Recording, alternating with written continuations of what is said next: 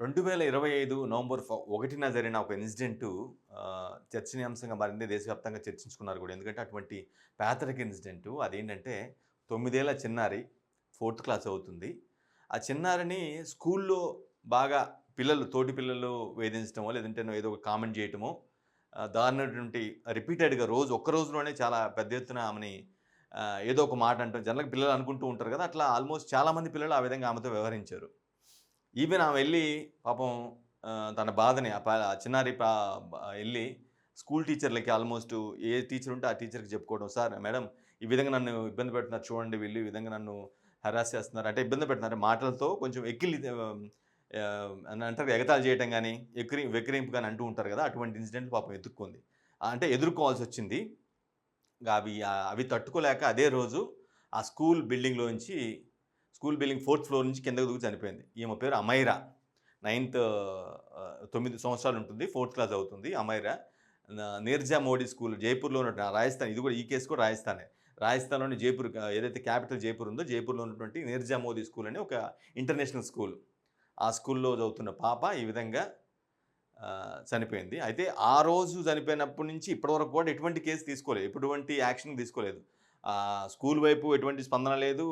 ఆ కేసు నమోదు చేసుకున్న పోలీసుల నుంచి కూడా బాధితులెవరనే దాని మీద కూడా ఇప్పటికీ స్పందన లేదు. ఇటువంటి క్రమంలో ఆళ్ళ పేరెంట్స్, ఆ పాప పేరెంట్స్ ఎవరైతే ఉన్నారో వారంతా కూడా బాగా ఒత్తిడి చేసిన నేపథ్యంలో ఫైనల్‌గా ఆ రోజు ఏం జరిగిందో, నవంబర్ 1 తారీఖున ఏం జరిగింది, పాప ఉన్నటువంటి స్కూల్‌లో, ఆ స్కూల్ గదిలో ఏం జరిగిందో సీసీ ఫుటేజ్ రిలీజ్ చేశారు. ఆ సీసీ ఫుటేజ్ చూద్దాం.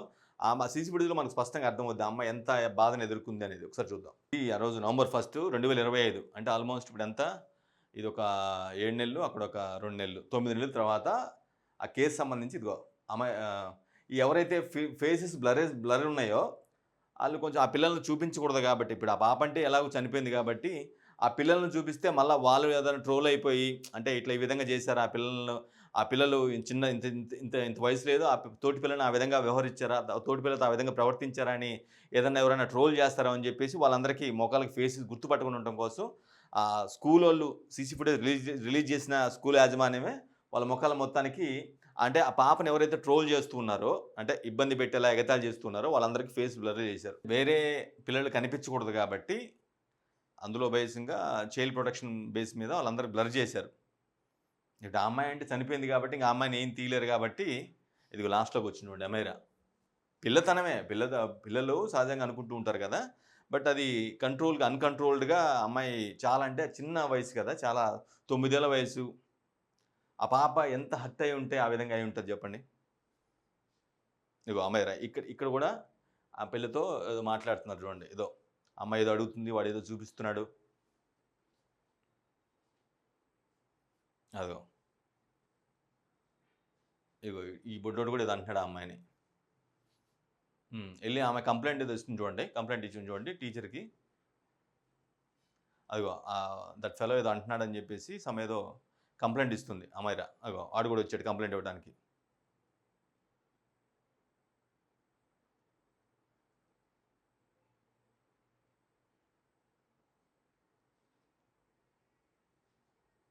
అంటే జనరల్‌గా ఏందంటే, ఆ పాప ఉన్నటువంటి ఆ స్కూల్‌లో 8 గంటలో, 9 గంటలో ఉండుంటది. అంటే ఆ సమయంలో మొత్తం దాన్ని ట్రిమ్ జేసేసి ఒక 5 నిమిషాలు ఫుటేజ్ వదిలారు. 5, 6 నిమిషాలు ఫుటేజ్ వదిలారు. మళ్ళీ పోయింది. మళ్ళీ పోయి ఏదో చెప్తుంది కంప్లెయింట్.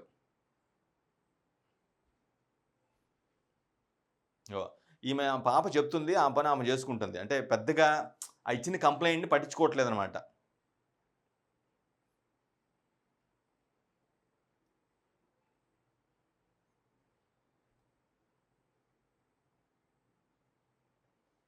హ్మ్.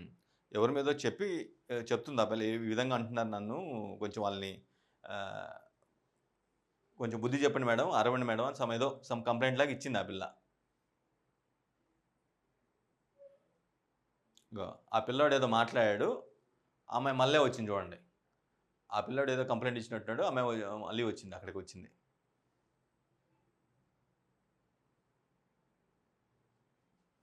పంపించింది. ఏదో చెప్పి పంపించింది.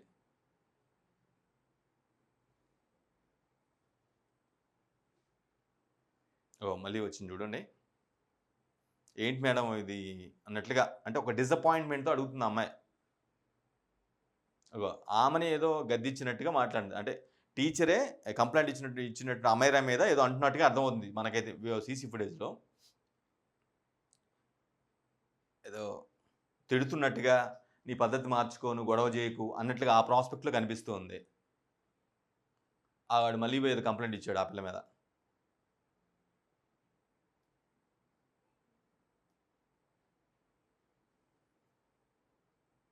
ఇదంతా నవంబర్ 1న 2025 గత ఏడాది నవంబర్ 1 తారీఖున నీర్జా మోదీ స్కూల్ అని ఏదైతే ఉందో జైపూర్ రాజస్థాన్ క్యాపిటల్ జైపూర్‌లో ఆ రోజు ఆ అమ్మాయి అమైరా అనే అమ్మాయి ఆ రోజు చనిపోయింది. ఆ డేకి సంబంధించిన సీసీ ఫుటేజి ఒక 5, 6 నిమిషాలు స్కూల్ యాజమాన్యం అంటే అప్పటి నుంచి ఇప్పటి వరకు పోరాడుతుంటే ఇప్పుడు లేటెస్ట్‌గా ఆ రోజు జరిగిన సీసీ ఫుటేజ్ రిలీజ్ చేశారు. అంటే ఆ రోజు నుంచి ఈ రోజు వరకు ఆ కేస్‌కి సంబంధించి ఎవరి మీద కేసులు నమోదవ్వలేదు. స్కూల్ ఎలాగో స్కూల్ యాజమాన్యం రెస్పాండ్ అవ్వలేదు ఇప్పటి వరకు. సో దట్ ఫైనల్‌గా ఇప్పుడన్నా ఏదైనా అవుద్దేమో సీసీ ఫుటేజ్‌లో క్లియర్ కట్‌గా స్పష్టంగా కనిపిస్తుంది కదా! అమ్మాయి ఎన్ని సార్లు కంప్లెయింట్ ఇచ్చేందుకు వెళ్ళింది. తన ఆవేదన చెప్పేందుకు ఈ విధంగా నన్ను ఇబ్బంది పెడుతున్నారు, ఎగతాళి చేస్తున్నారు, ఎక్కిరిస్తున్నారు. వారి మీద చర్యలు తీసుకోండి అని అమ్మాయి చాలా సార్లు చెప్పినట్టుగా మనకి అర్థమవుతుంది. ఇదిగో అమైరా. అగైన్ అమైరా. అదిగో పిల్లలతో మాట్లాడుతుంది చూడండి. ఎక్కువ మాట్లాడకు అన్నట్టుగా ఆ టైప్‌లో ఆ కైండ్ ఆఫ్ సెన్స్‌లో మాట్లాడుతున్నట్టుగా మనకు అర్థమవుతుంది. ఇదిగోండి. ఆ డిసప్పాయింట్ అయిపోయి ఆ అమ్మాయి ఏం చేస్తుంది చూడండి. 4థ్ ఫ్లోర్‌కెళ్తుంది. ఎళ్తాను చూడండి 4థ్ ఫ్లోర్‌కి. అంత చిన్న హృదయంలో, అంత చిన్న వయసులో ఆ అమ్మాయికి ఎంత ఇబ్బంది పడి ఉంటే తట్టుకోలేక ఆ విధంగా రిపీటెడ్ కంప్లెయింట్ ఇచ్చినా పట్టించుకోకపోయేసరికి తోటి పిల్లలే చాలా అంటే చాలా ఇబ్బందికరంగా మాట్లాడడంతో తట్టుకోలేకపోయింది. చాలా అంటే చిన్న వయసు 9 సంవత్సరాలు కదా! చూడండి ఆ అమ్మాయి 4థ్ ఫ్లోర్‌కొచ్చి స్టెయిర్స్ టకటక ఎక్కేసి అక్కడికొచ్చేసి అంటే అది మోర్ ఆఫ్ సూసైడ్ లానే ఉంది. అది యాక్సిడెంటల్‌గా జరిగినట్టయితే కాదు. యాక్సిడెంటల్‌గా జరిగేటట్టయితే ఆమె అక్కడికెళ్ళి ఆ ప్రయత్నం చేయదు. అంతకు ముందు ఫుటేజ్ ఈ ఇన్సిడెంట్‌కి ముందు ఫుటేజ్ మనం ఏదైతే చూసామో, క్లాస్‌లో తరగతి గదిలో ఆ పిల్లల మధ్య జరిగిన సంభాషణ కావచ్చు, ఈమె ఎళ్లి కంప్లెయింట్ పదే పదే కంప్లెయింట్లు ఇవ్వడం కావచ్చు, వాళ్ళు పట్టినట్లు చూసి చూడనట్టుగా వదిలేయటం గాని టీచర్సు. అది జరిగిన తర్వాత ఈ స్టెప్పు అమ్మాయి మరి ఎంత ఇబ్బందికి గురైతే, ఎంత చిట్టి హృదయం తట్టుకోలేకపోతే అటువంటి పరిస్థితి వచ్చుంటది. అదే లాస్ట్ డే. అంటే నవంబర్ 1 తారీఖు అమ్మాయికి చివరి రోజు. మా 9 ఏళ్ల అమ్మాయి ఒక లైఫ్ ఏంటో ఏం చూడకుండానే అట్‌లీస్ట్ ఒక మిడిల్ ఏజ్ కన్నా రాకుండానే అప్పుడే స్కూల్లోనే అదే స్కూల్ ఎక్కడైతే స్కూల్‌కి వెళ్లి చదువుకుంటుందో అదే స్కూల్‌లో ఇటువంటి ఇన్సిడెంట్ జరగటం ఎంతంటే ఎంత బాధాకరం అంటే పరిస్థితి. నిజంగా మన పిల్లలో లేదంటే మన బంధువుల పిల్లలో లేదంటే ఆ వయసులో ఉన్న పిల్లలకి అటువంటి సిట్యుయేషన్ ఎదురైతే ఏంటి పరిస్థితి ఏంటి?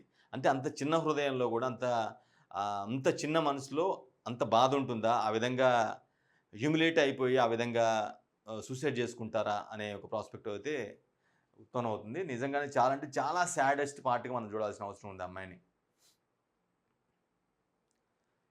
అంటే తోటి పిల్లలు త స సహకరించి మాట్లాడుకోవాల్సిన పిల్లలు వాళ్ళకి ఎగతాళి చేయటం ఏదో జరుగుతూ ఉంటుంది. ఆ తర్వాత ఆ అమ్మాయి వాటిని తట్టుకోలేక చాలామంది ఎట్ ఎ టైము లేదంటే వన్ బై వన్ వచ్చి ఆ విధంగా ఆ అమ్మాయిని ఇబ్బందికరంగా ఎగతాళి చేసేలాగా మాట్లాడడం వల్ల ఏంటంటే, ఆ అమ్మాయి కంప్లెయింట్ ఇవ్వటం. టీచర్‌కెళ్ళి కంప్లెయింట్ ఇచ్చింది. కానీ టీచర్ కంప్లెయింట్ తీసుకొని అప్పటికప్పుడు కొంచెం స్ట్రాంగ్‌గా ఆ పిల్లలు ఎవరైతే ఎక్కిరింతగా మాట్లాడుతున్నారో, ఎగతాళి చేస్తున్నారో వాళ్ళని స్ట్రాంగ్‌గా గనుక కండెమ్ చేసినట్లయితే ఆ అమ్మాయికి మేబీ ఈరోజు బతికుండేది ఆ అమ్మాయి. ఇప్పుడు ఆ అమ్మాయి చనిపోయి 9 నెలలు అటు ఇటు అవుతుంది. ఇప్పుడు అది యాక్సిడెంట్ అనే ప్రాస్పెక్ట్‌ని కూడా కొంతమంది యాక్సిడెంట్ అంటే అది యాక్సిడెంటల్‌గా జరిగేది వేరే విధంగా ఉంటది. ఇప్పుడు ఆ అమ్మాయి డైరెక్ట్‌గా వచ్చింది 4థ్ ఫ్లోర్ టకటక ఎక్కేసింది. అక్కడ ఎక్కేసి ఇక దూకినట్టుగానే అది దాన్ని ఏమనుకోవాలి దూకినట్టుగానే సూసైడ్‌గానే భావించాల్సిన అవసరం ఉంది. యాక్సిడెంటల్‌గా జరిగేది వేరుగా ఉంటది. స్లిప్ అయి పడటం అదంతా వేరుగా ఉంటది. కానీ అసలు యాక్సిడెంటల్‌గా జరగటానికి అక్కడ ఎళ్ళటానికి అసలు ఆస్కారం లేదు గదా! యాక్సిడెంటల్ డెత్తే అయితే అక్కడికెళ్ళి టకటక మెట్లెక్కుంటా ఎళ్లి ఆ 4థ్ ఫ్లోర్‌లో ఉన్నటువంటి ఆ రైలింగ్‌ని దాటి ఎళ్ళాల్సిన అవసరం లేదు గదా! సో, ఆమె హర్ట్ అయిపోయి చాలా ఇబ్బందిగా ఫీల్ అయిపోయి టీచర్లు పట్టించుకోలేదనే ఒక బాధతో వెళ్లి అక్కడ దూకినట్టుగా స్పష్టంగా అర్థమవుతుంది. ఆ రోజు నుండి ఈ రోజు వరకు ఆ పేరెంట్సు అంటే అమ్మాయి పేరెంట్సు చాలా అంటే పోలీసులు కంప్లెయింట్ ఇవ్వడం గావచ్చు, మా పాపకి న్యాయం చేయండి అనడం గావచ్చు, స్కూల్ యాజమాన్యాన్ని గట్టిగా అడగడం గావచ్చు, ఇవన్నీ చేశారు. కానీ ఇప్పటికి కూడా ఒక కేసు నమోదవ్వలేదు. బాధ్యులు పలానా అని చెప్పి ఎవరిని ఆహ్, ఆహ్, తీసుకోలేదు. అంటే అదుపులోకి తీసుకోలేదు. స్కూల్ యాజమాన్యం స్పందించలేదు. ఇక రకరకాల మాటలు. అంటే ఇంత చిన్న వయసులో జస్టిస్ అసలు జరుగుతుందా ఆ అమ్మాయికి? Justice for Amaira.